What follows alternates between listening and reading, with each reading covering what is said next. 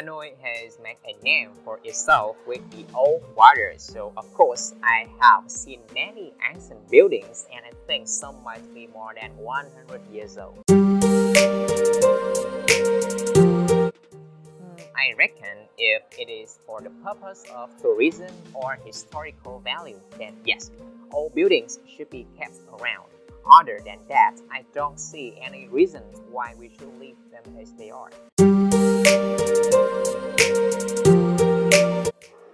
Without a shadow of a doubt, I would go with a modern house for safety reasons.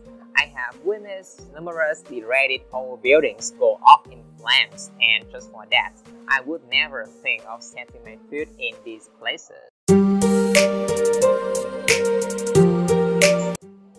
Let me see.